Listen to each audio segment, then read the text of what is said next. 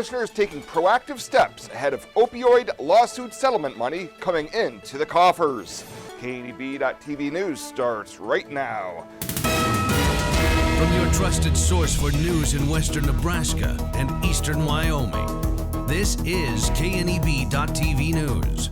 Presented by Platte Valley Companies, premier provider of financial services. Hello, I'm Ryan Murphy. This is KNEB.TV News powered by Platte Valley Companies. Thanks for joining me. In our top story, Scottsbluff County Commissioners Monday approved creation of a new account to hold money coming from settlement of nationwide lawsuits over opioids. The separate fund is required under state law as the funds are earmarked for a specific purpose, meaning they cannot just be lumped into the county's general fund. Commissioner Charlie Knapper, who is the county board's liaison to Region 1, said the Panhandle counties that are served by that organization expressed the desire to maximize the impact of the settlement funds. Banner County is getting like $50 a year. Sioux County is getting like $45 or something like that. So, but over the course of, through 2031, it's almost $900,000 coming to the Panhandle. And we just didn't want to spend the money through Region 1 on consumables and those kind of things. Knapper said there were really no set guidelines on how the money can be spent, aside from directives that it go towards public health with a goal of combating opioid addiction and aiding in recovery. Receipt of the funds will flow through the state to various counties, and in some cases will go directly to the Region 1 Foundation.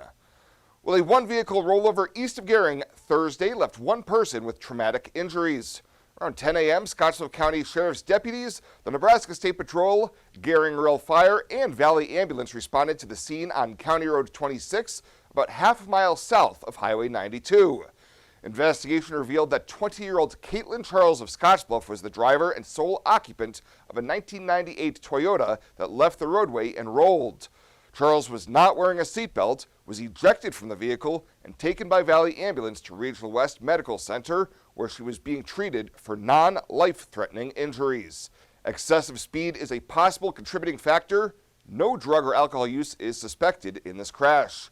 In addition to the Sheriff's Office, the Minnesota Police Department, State Patrol, and Gering Fire Department also responded to assist. We'll have more news right after this. At Platte Valley Bank, we want to help you take advantage of every adventure. We know you have plans, goals, and dreams. Let us help you with them. Whether it is building, buying, or renovating, we have the home loan or home equity line of credit to fit your needs. Stop in and see us at Platte Valley Bank and let us help make your dreams a reality. You belong here. Platte Valley Bank, member FDIC, equal housing lender. Life Care promises us that we are looked after and taken care of properly. If I didn't have Life Care, I would be probably scared to death about having enough money for when I got older or when I got sick. Moving in here was an easy decision and in fact a no-brainer. I looked at it as actually buying long-term care insurance, and in retrospect, a good move.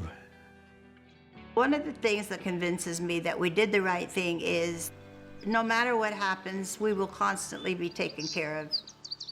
The whole thing is just vital because you don't have to be worried about what's ahead for you. It's there, it's in black and white, and that's reassuring. This is home. It has been from the day I moved in. Welcome back. 2 Scottsbluff residents have been charged with drug crimes after police see suspicious activity behind a local residence and recognized both had outstanding warrants out of Wyoming. 49-year-old Corey Havner and 50-year-old Wendy Kaufman were taken into custody Tuesday afternoon after officers saw Kaufman coming and going from the rear of a house on 7th Avenue to a motorcycle and a tan SUV, both with Wyoming plates.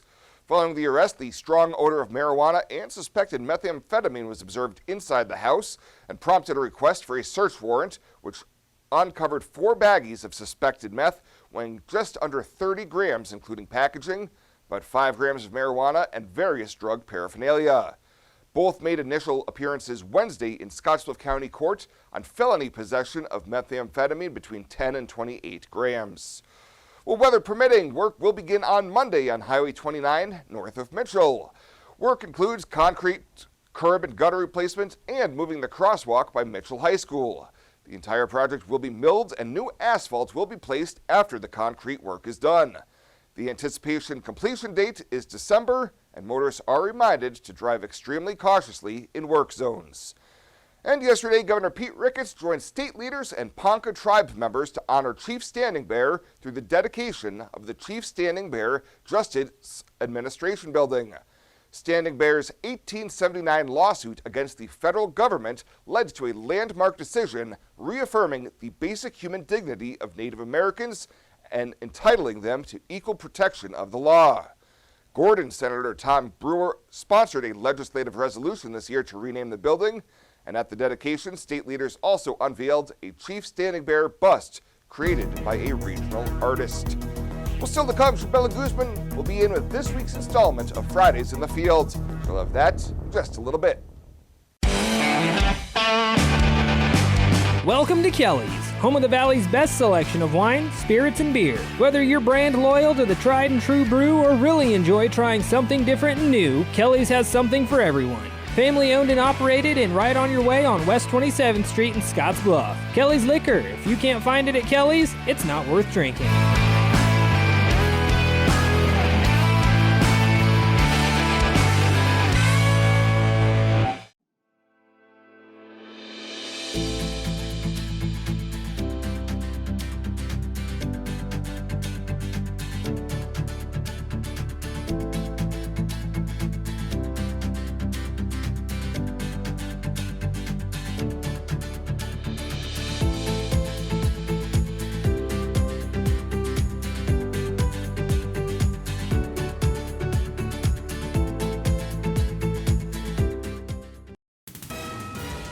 This is KNEB.TV weather from the KNEB Storm Center, your trusted source for weather.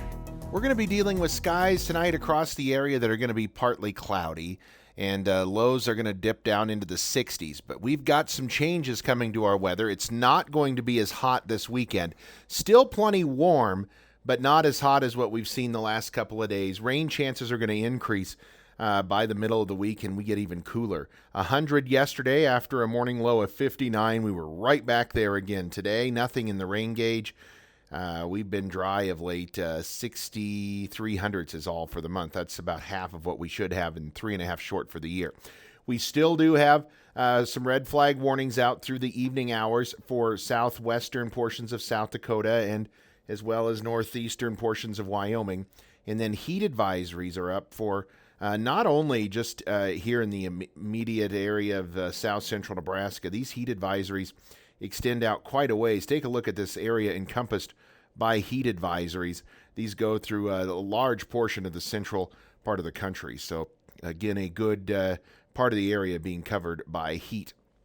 Well, here's a look at last week's drought monitor and into this week's. You'll notice a bit of an expansion in some of the extreme drought conditions, especially for areas along roughly about through areas of northeastern or northwestern Kansas into central Kansas, southwest Nebraska, and right up into our neck of the woods. So we do have an increase here in some of the drought conditions here in our area. And as you can see, quite a few areas under extreme and severe drought now, and starting to see that expand again, and certainly is going to continue to do so with not much in the way of moisture. Upper 90s, near 100, a few low 100s out there as well. Chadron at 100, Torrington at 100, everybody else upper 90s.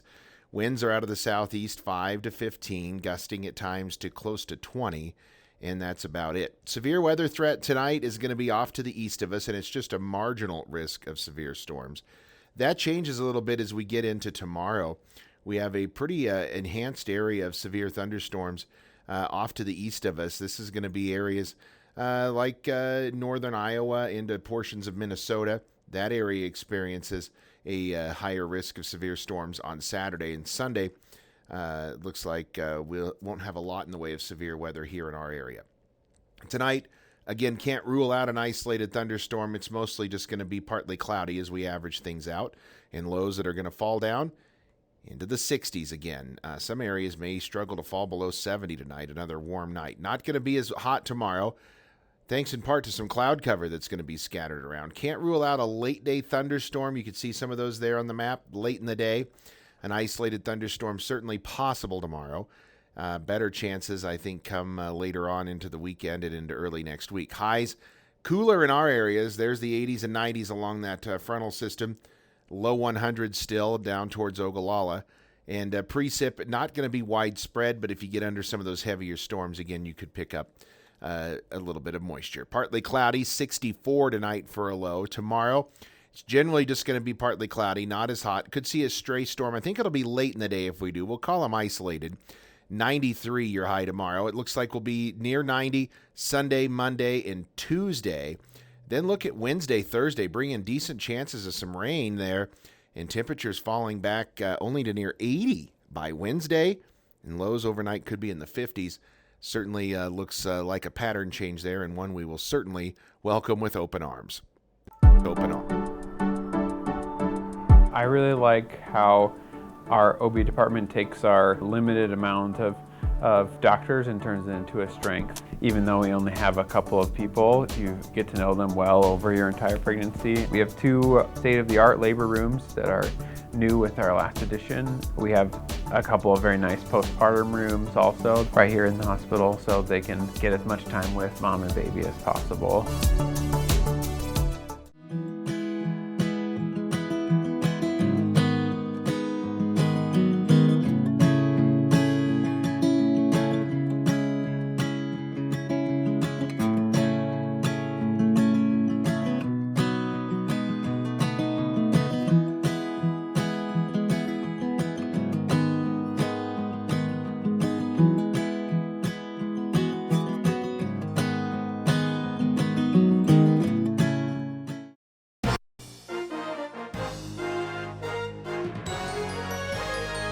This is KNEB.TV Ag News from the FNBO Ag Desk. FNBO, the great big small bank. Welcome to this week's Fridays in the Field, brought to you by FNBO, the great big small bank. Combines were out rolling in the panhandle of Nebraska this week as wheat harvest is underway. Roland Rushman, a wheat grower of Dalton, was also doing some wheat harvest. He gives us an idea of how the wheat harvest is going. Some of our earlier wheat that we planted just now got ready, so we started on it. It's not very good wheat. We had with the early varieties got hit a little harder by the freeze, but it got ready yesterday, so we cut a little bit, but we're waiting to get into the rest of it. Rushman says some of the reasons the wheat harvest is not as good as he'd expect. You know, I think there's a lot of factors, but the biggest one I think is the dry fall we had last year, and the wheat didn't get established very well overall. About the third year of drought, of course, many factors came into play. Then we had a real late freeze this spring, and it got a hold of some more of it. So part of the heads are not filled, and then now as crop is approaching being ready down here in the southern panhandle, we got a bad problem with sawflies, so it starts falling over about the time it gets ripe. So we've been talking with Roland Rushman, a grower in Dalton. I'm Chabela Guzman, and you've been listening to Fridays in the Field, sponsored by FNBO, the great big small bank.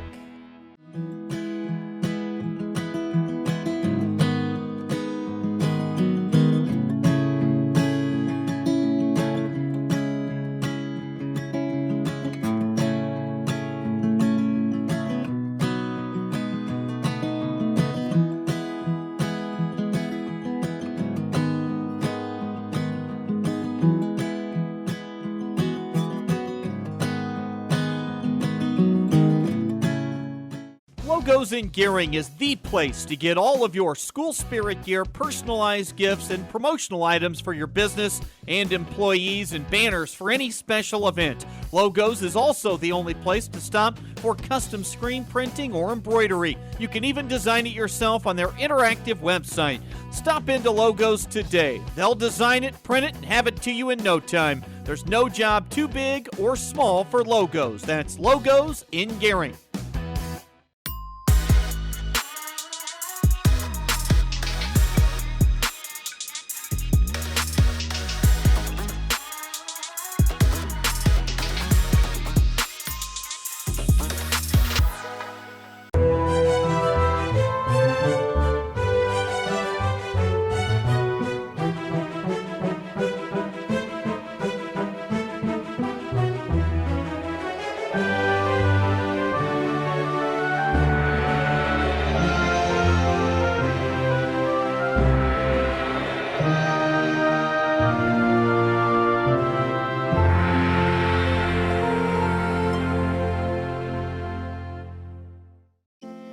Let's take a peek at what's happening on your weekend community calendar.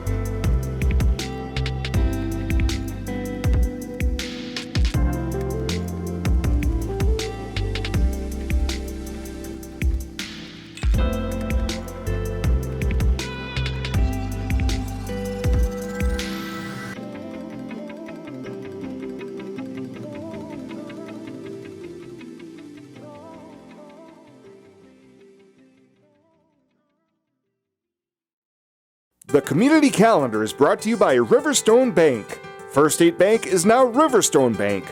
Community strong with the same people you know and trust. Fly United Airlines, operated by SkyWest with Western Nebraska Regional Airport. United is dedicated to going the extra mile for you with daily flights to and from Denver, along with a commitment to excellent service. Reserve your flight today, and remember, United miles can be earned and redeemed with your flights. While at the airport, stop and enjoy authentic Italian food at Roma Italian Restaurant. Plus, Hertz Thrifty Car Rental is there for your car rental needs. Make life easier, relax, and get on board with Western Nebraska Regional Airport. At Platte Valley Bank, we want to help you take advantage of every adventure. We know you have plans, goals, and dreams. Let us help you with them. Whether you are just starting the business you have always imagined or looking to grow your existing one, we have a business loan to fit your needs. Stop in and see us at Platte Valley Bank and let us help make your dreams a reality. You belong here. Platte Valley Bank, member FDIC, equal housing lender. And finally tonight, Scottsbluff County Sheriff's Office K-9 Frodo has received a bullet and stab protective vest thanks to a charitable donation. Vested Interest in K-9s Incorporated has been providing this protective equipment since 2009 and has provided nearly $7 million worth of vests to K-9s in all 50 states. This program is open to U.S. dogs that are at least 20 months old and actively employed and certified with law enforcement agencies. That's some great news for our area's furriest paw enforcement officer. Well, that does it for us this time. Thank you so much for tuning in. Have a great weekend. See you back here on Monday.